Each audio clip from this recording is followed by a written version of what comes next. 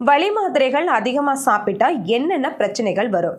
வலி நிவாரணி மாத்திரைகளை டாக்டரோட அட்வைஸ் இல்லாம அடிக்கடி அதிகமா சாப்பிட்டா நம்ம உடம்புக்கு பெரிய பிரச்சனைகள் வரும். முக்கியமா இந்த பிரச்சனைகள் எல்லாம் வரலாம். 1. கிட்னி மற்றும் லிவர் டேமேஜ். பாராசிட்டமால் மாதிரி மாத்திரைகளை அதிகமா எடுத்துக்கிட்டா அது நேரடியா கல்லீரலை தான் போய் பாதிக்கும். ரொம்ப அதிகமா போனா லிவர் செயலிழந்து போக கூட வாய்ப்புகள் இருக்கு. ப்ரூஃபன் மாதிரியான மாத்திரைகளை ரொம்ப நாள் கண்டினியூஸாக நம்ம சாப்பிடும்போது சிறுநீரகம் பாதிக்கும். இதனால கிட்னி ஃபெயிலியர் கூட வரலாம். 2. வயிற்றில் புண் மற்றும் இரத்த கசிவு. NSAID நான் ஸ்டீராய்டல் ஆன்டி இன்ஃப்ளமேட்டரி ட்ரக் அப்படின்னு சொல்லுவோம்.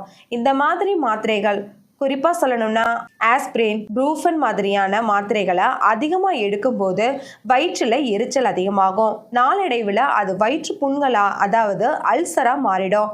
அது மட்டும் இல்லாமல் சில நேரம் வயிற்றுக்குள்ள இரத்த கசிவு, இன்டர்னல் ப்ளீடிங் கூட ஏற்படலாம். இது ரொம்பவே ஆபத்தானது. 3. இதய பிரச்சனைகள் மற்றும் பக்கவாதம்.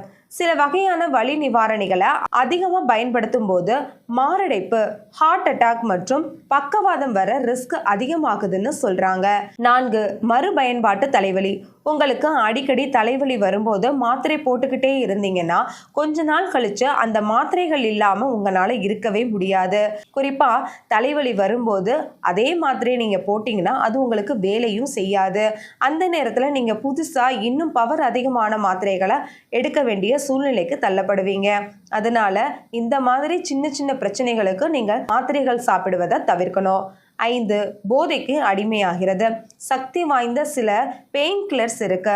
அது எல்லாம் டாக்டர் சொன்ன அளவை விட அதிகமாக நம்ம அதை சாப்பிடும்போது நம்ம அந்த மாத்திரைகளுக்கு அடிக்ஷன் ஆயிடுவோம். இது உயிருக்கே ஆபத்தான விளைவுகளை கூட ஏற்படுத்தும். முக்கியமான விஷயம் சொல்லணும்னா, உங்களுக்கு வலி இருந்துச்சுன்னா மாத்திரையை போட்டு தற்காலிகமாக நிறுத்துறதை விட ஏன் வலி வருதுன்னு டாக்டர் கிட்ட கேட்டு அதுக்கு சிகிச்சை எடுத்துக்கிறது தான் ரொம்ப முக்கியம். டாக்டர் பரிந்துரைக்காம நீங்களா அதிகமாக மாத்திரை சாப்பிடவே கூடாது.